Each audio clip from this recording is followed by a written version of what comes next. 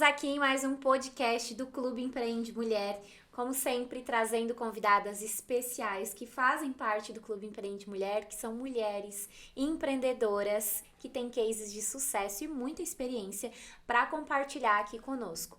Hoje eu tenho uma convidada aqui que tem uma experiência de muitos anos dentro do ramo do empreendedorismo, moda feminina, comércio. Ela vai trazer aí uma aula pra gente. Sheila Bosa, seja muito bem-vinda. Muito obrigada, Fabrícia. É um prazer te receber aqui. Sheila, conta pra nós, quais são os teus negócios? É mais de um, gente. Segura aí que nós vamos ter aula. É mais de um. Começou há muito tempo atrás, né? Então, para quem não me conhece, eu sou Sheila Bosa, sou de Uruçanga e hoje sou gestora de empresa familiar. Começou com meus pais, né? Há 41 anos atrás já. Já tem 41 anos de loja? Já tem 41 anos de loja Bosa, né? Na cidade de Uruçanga. E depois a gente foi ampliando. Há muito tempo atrás, eu também tentei ser profissional liberal, não consegui. Larguei faculdade, larguei tudo, gente. Não tenho faculdade, tenho vários cursos e tenho bastante experiência. Tem mestrado da vida. Vocês já ouviram falar mesmo. Mestrado da vida? É aquele assim, ó, rala a experiência, a barriga no fogão, né? Isso mesmo.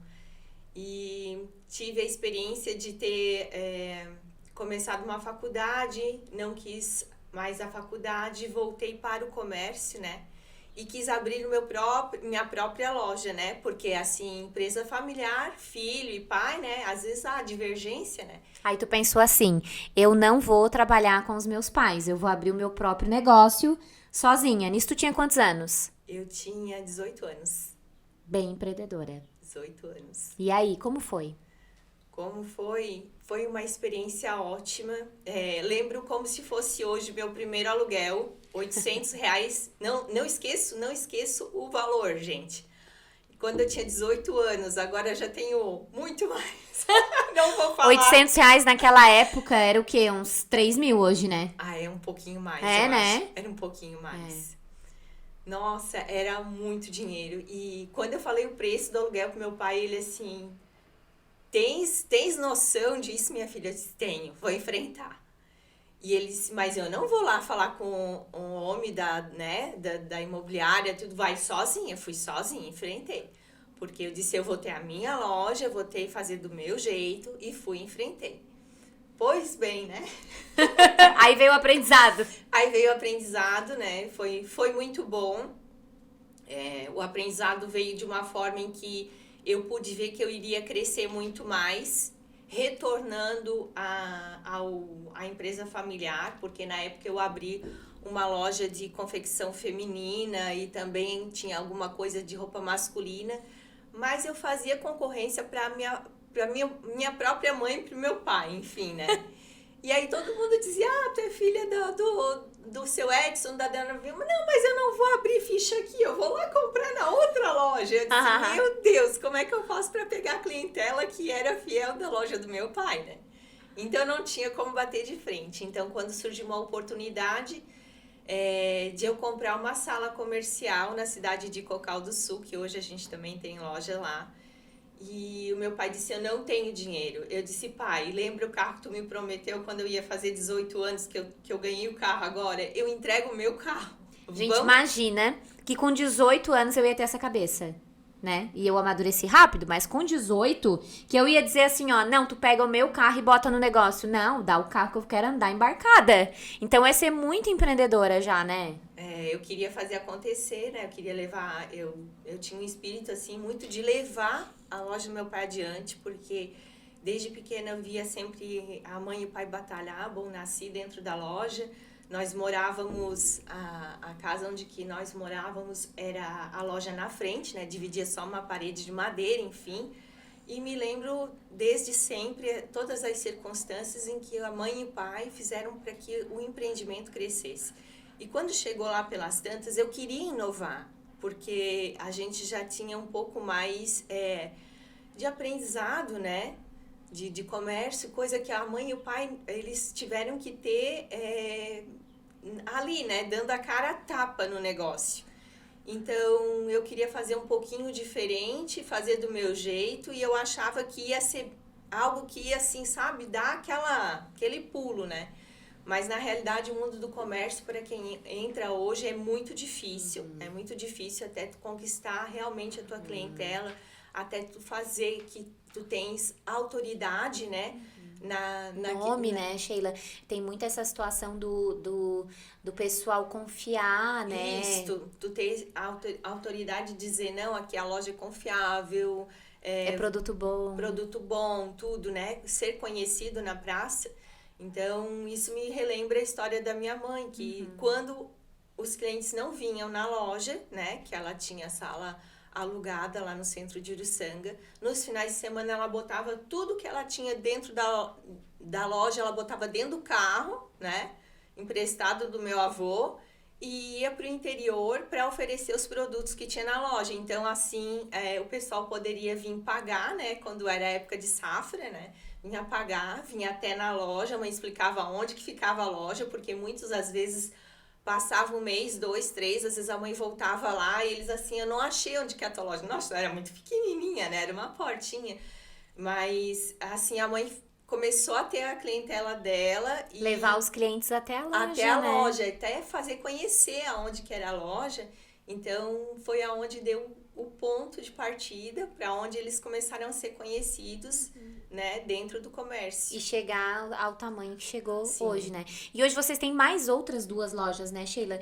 Conta pra nós por que vocês tiveram a ideia de um outro segmento, de onde que surgiu e fala também pro pessoal que tá ouvindo aí qual é o nome do outro segmento. Então, o outro segmento é a Bom Preço Magazine, né? Também situada na cidade de Cocal do Sul e na cidade de Uruçanga. E a gente teve essa ideia porque a gente queria ampliar os nossos negócios e só que para quem conhece a loja Bosa, gente, a loja é muito grande. Então a gente trabalha com infantil, masculino, cama, mesa e banho. Antigamente a gente tinha tecido em metro, né? Então foi uma coisa que a única coisa que a Tem gente cortina tirou. também, né? Cortina, Cortinas, tapete. tapetes. Então assim, é bem ampla, né? Então, ali a pessoa vai, a família vai, encontra de tudo. Então, a gente gostaria de ampliar mais do que o quê, né? Nossa, tem um pouco de tudo. Então, aí a gente partiu numa outra loja com ramo de presentes, utensílios domésticos, né? E muitas outras novidades, assim. Isso fazem quantos anos? Foi em 2018 a primeira Bom Preço. Então, já faz agora... 5 anos, né? 5 anos, Contei aqui agora nos dedos debaixo da mesa 5 anos. 5 anos que foram... E no começo, Sheila, foi difícil? Porque é um segmento um pouquinho diferente, né? Foi bem difícil mesmo. Foi bem difícil porque é muito diferente do ramo em que a gente atuou por vários anos, né? Que é confecção. Então, o giro é um pouco mais rápido. Então, tu tens que ter... algumas pessoas para ser reposição, né? Fazerem a reposição de mercadorias, os sistemas, né? De lojas diferentes, porque tem que indicar quantas peças tu vai fazer reposição em cada uma das lojas. Então, é uma coisa que a gente apanhou bastante, A né? rotatividade, o estoque, tudo muda, né? Tudo muda muita coisa. Mas graças a Deus, assim, cada um com a sua competência dentro da empresa familiar, a gente fez o negócio desenvolver e acontecer. Agora é nesse tema que eu quero entrar, porque ela tem bastante experiência nessa parte de gestão familiar, né, gente? Eu sempre digo que a gente não pode levar ninguém onde a gente não foi. Então, só quem vive na pele pode falar como é uma empresa familiar, né? Sheila, já foi mais difícil estar dentro de uma empresa familiar? Porque aconteceu uma sucessão ali, né? Então, os teus pais confiaram a empresa, né? Você está com o seu irmão também, mas acaba que você toma um pouco mais de decisão, né? Então, já foi mais difícil do que é hoje? Sim, com certeza já foi mais difícil, por eu ser a filha mais velha, né? Então, filhos mais velhos tendem a tomar responsabilidade um pouco mais, né, para si mesmo, para sempre, né? E eu acho que o meu irmão é muito amado, a gente se dá muito bem. Ele tem o que eu não tenho. Então, é isso que a gente tem que tentar enxergar dentro, né, de uma família, de um sócio, vamos dizer assim. Porque a gente quer que a pessoa seja igual a gente, né, Sheila? Isso. A gente faz muito esforço para que o marido, o sócio, seja igual, pense igual. E isso não acontece, né, Sheila? Isso não acontece. Porque existem duas coisas, a família e a empresa. Então, a família é algo natural, a gente não escolhe pai, mãe, irmão. Não dá para demitir. Não dá para demitir. E a empresa, ela se constrói, né? A gente consegue ter escolhas, a gente consegue ter metas, a gente consegue mudar. Então, é algo em que a gente tenha que pensar, não que a gente está ali como família. Então, por isso que muitas empresas familiares fracassam, porque as pessoas que estão ali estão arrogando, porque estão puxando família. Exato. Então, tu tem que se vestir no teu lado profissional, tu tens que se colocar como profissional dentro da empresa em que a gente atua. Né? Isso é muito difícil, lógico, tem dias que as emoções tem dia que se misturam, né, tem Sheila? Dia que se misturam, mas isso tem que ficar claro. Responsabilidade, competência dentro do profissional. Para ir profissionalizando a empresa aos poucos, né? É igual um funcionário, né? A gente contrata o funcionário para uma determinada função porque ele compete com aquela função. O mesmo acontece dentro de uma família, né? Todas as pessoas podem fazer parte do negócio, né, Sheila? Desde que cada um tenha um lugar, né? Isso mesmo. Tá, e aí a gente gosta de perguntar tudo aqui no podcast, né? A Sheila tem uma filha, né, Sheila? Tem. E aí essa filha vem fazendo aí também essa caminhada, já se envolve um pouco no negócio. Conta pra nós que a gente tem curiosidade de saber. Já se envolve, sim. Desde pequena, ela sempre acompanhou a gente, né? No momento em que às vezes a gente tinha que se afastar e viajar, eu explicava pra ela ia entendendo. Nos finais de semana, quando tinha que fazer uma coisinha extra, a gente levava ela pra loja, uma feira, ela acompanhava a gente. Então já tá na veia também. Então, desde sempre, assim, ela acompanhou todo o movimento da família, né? Em prol aos nossos negócios. E hoje, quando é nos sábados, né? Ela já sabe, ela vai pra loja, ela ajuda a empacotar. Ela tem, hoje, 14 anos, né? Não que eu não queira dar mais nenhuma outra função para ela, ou que eu queira dar uma melhor função dentro de um escritório, mas eu acho que ela tem que conhecer chão de loja, ela tem que passar a conhecer nossos clientes, ela tem que passar a conhecer realmente como é que é o negócio em si. Todos os setores, né, Sheila? Todos os setores, é muito importante. Então, ela faz questão de estar lá dentro do caixa, encaixotando, empacotando. Ela tá lá ajudando as meninas para o que der e vier. Se precisar arrumar prateleira, ela vai. Então, isso eu deixo claro desde sempre para ela que tenha que ser humilde, tenha que ter essa probabilidade, postura de ver as coisas de todos os ângulos. Isso é muito importante, né? Eu já atendi várias empresas familiares e eu vejo às vezes os próprios pais falando, Sheila, não, tu vai ser o dono. Ai, chegou o chefinho. E a criança tem assim 6 anos. Ó, esse é o chefinho, senta na cadeira do chefinho. Esse vai ser o chefe de vocês. Gente, né? Olha, inconscientemente, o que a gente tá fazendo com essa criança, né? Então, ela nunca vai admitir ter que ajudar no período de Natal, ela nunca vai admitir ter que carregar uma caixa, ela nunca vai admitir ter que arrumar uma prateleira, né, Sheila? E aí, ela não vai entender o sistema, né? Ela não vai conseguir entender aonde que ela entra dentro do negócio. Porque dela não vai conseguir se encaixar. Exato, e também vai se encaixar numa postura de arrogância, né? Sim. Se colocando onde ela acha que é melhor e não onde ela cabe, né? Com certeza, Fabrícia. Isso é o que eu digo que muita gente, às vezes, espera que os filhos cheguem e façam um passe de mágica, aquela sucessão, né? Tem que construir. Só que os pais não construíram isso. Então, como que os filhos vão chegar e ocupar a mesma cadeira em que o pai senta? Uma vez eu escutei assim, de um empreendedor. A sucessão começa quando o filho nasce. E pode ser que quando ele vire adulto, ele nem queira. E foi uma frase muito real que eu escutei de um empresário. Meu Deus, eu fiquei assim, é verdade, né? Começa quando nasce, que tu começa aos poucos levando, explicando uma coisa, explicando outra. E às vezes tu explicou, informou, chegou lá e ele, não, eu quero fazer medicina. Tá. Com tudo que tu entregou. Mas não importa, né? Então, e é muito real isso, né? não importa. Aquilo que a gente tem que fazer com amor. Se de repente o filho escolher outro caminho, é a gente que tem que saber lidar com isso, né? Não aceitar, né? Aceitar e não cobrar nada, porque Exato. a gente fez aquilo e a gente construiu aquilo, não só pensando nos filhos, não. Claro que a gente pensa, né, em dar um futuro melhor para eles, né, para os nossos descendentes, mas a gente pensa, a gente tem que estar bem com a empresa também. Exatamente. A gente tem que se realizar com a empresa ou com os negócios em que a gente faz. Tem que ter salário emocional, né? A gente Isso falou mesmo. aqui antes no outro podcast. Porque se não tiver salário emocional, quando as coisas ficarem difíceis, porque ficam, tá? Financeiramente falando, em algum momento, a empresa passa por isso. Ou no começo, ou no meio, enfim. Ou às vezes mais de uma vez, né, Sheila? Sim. O mercado é assim, ele oscila. E se não tiver salário emocional, o que é? Eu gosto de estar aqui, tem uma causa para eu estar aqui. A gente não fica e o negócio morre, Desanda. né? Sheila, outra coisa que eu quero saber. Existe hoje um outro negócio, né? Existe. Podemos contar aqui? Então, assim, gente, são Podemos 4 revelar. lojas. Lojas Bosa, 2 lojas Bosa, 2 lojas Bom Preço. E tem mais um quinto negócio, aí um quinto filho na jogada que a gente quer que você conte pra nós. Tá ainda em gestação, né? Mas eu vou contar aqui. Nasceu lá entre meados de 2016 e 2017.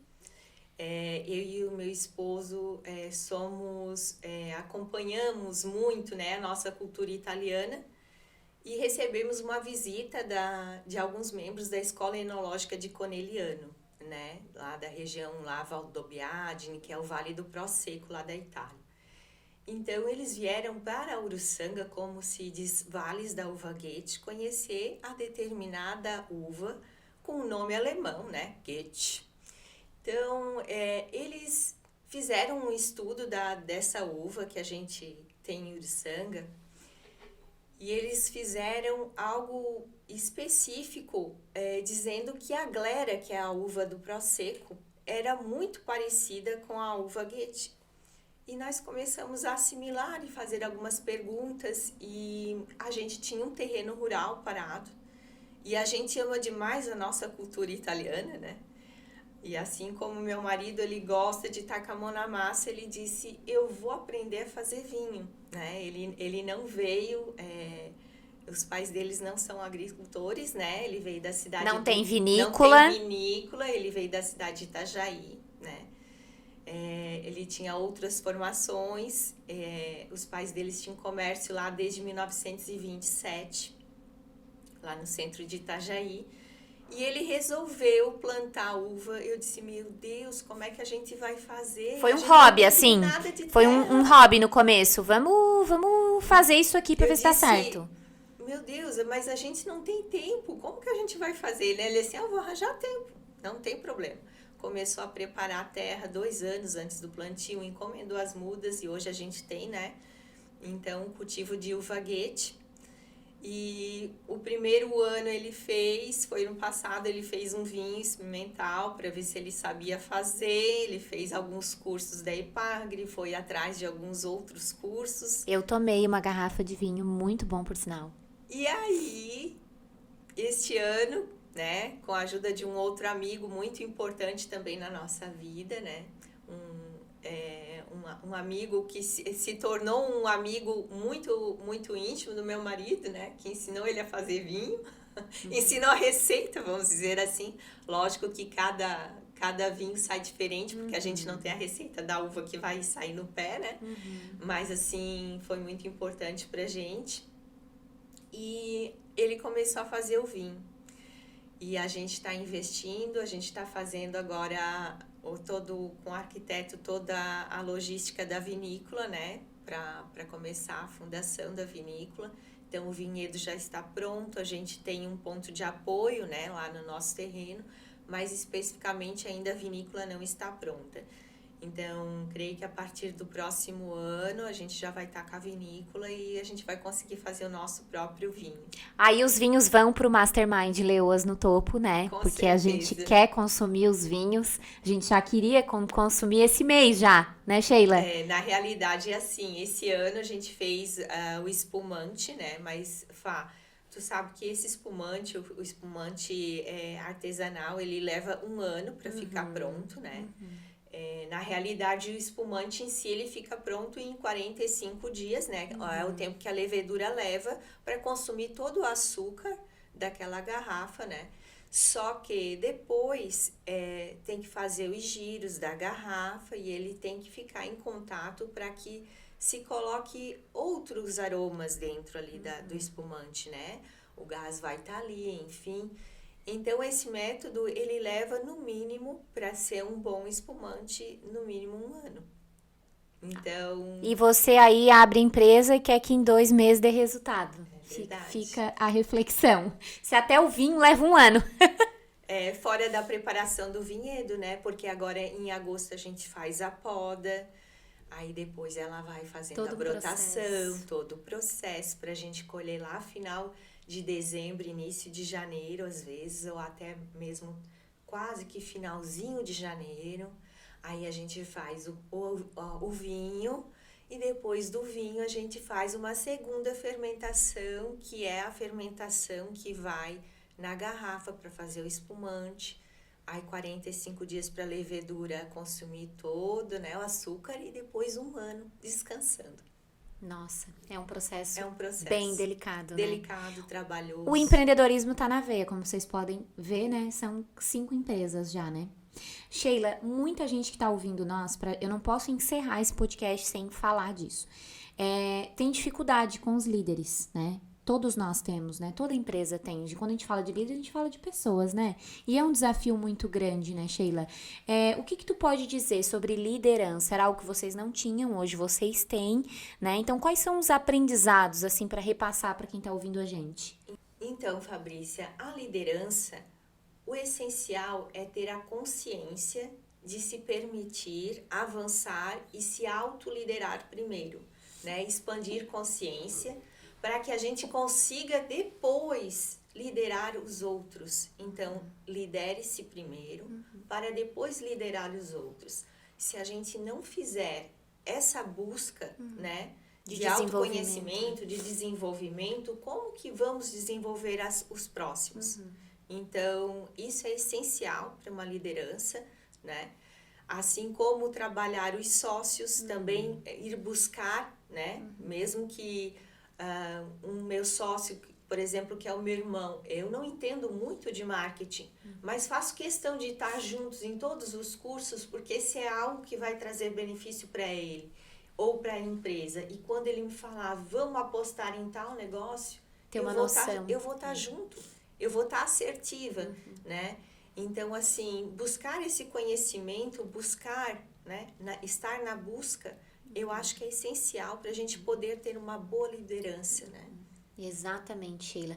Sheila, deixa pra nós ali, pra quem está nos ouvindo. Gente, eu falei que ia ser uma aula, e foi uma aula. Aprendemos de loja, comércio, escutamos a história de vinho, né, de liderança, de empresa familiar. Falei que ia ser uma aula, ela tem bastante conteúdo para entregar.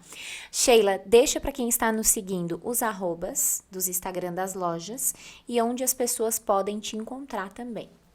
Então, é @lojabosa e @Bom Preço Magazine. E ainda não tem, né, da vinícola, mas vai ter. Ainda não tem, é segredo. Está lá no Clube com a Dona Francisca, daqui a pouco eu já vou acionar tudo escondido. Ela lá, tudo escondido. E tá nascendo a marca, né? Está nascendo a marca ainda, não posso revelar. Eu já queria, né, um spoiler, eu já andei espiando, mas também não posso falar. Sheila, deixa o teu Instagram também pro pessoal, né, uma mulher inspiradora, tem bastante conteúdo, para quem quiser às vezes ir lá te acompanhar. Então, meu Instagram é @SheilaBosa, é BOSA, tá? Com S, porque muita gente troca o o som, né? Mas é Bosa com S porque é italiano. Obrigada, Sheila. Foi um prazer te receber aqui. Foi uma aula, foi muito bacana te ouvir.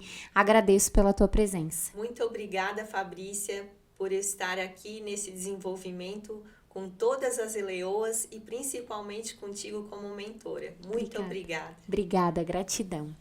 Você acabou de ouvir o podcast do Clube Empreende Mulher com a Sheila Bosa, que é empresária e deu uma aula aqui para nós.